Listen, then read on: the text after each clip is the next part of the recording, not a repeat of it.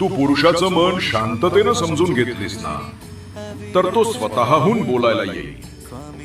पुरुषाला आदर दाखवला तर तो जीव तोडून प्रेम परत करतो. तू सांगतेस माझा नवरा ऐकत नाही, त्याला काहीच फरक पडत नाही. हे बाळा, पुरुष नेहमी बाहेर जगाशी लढत असतो.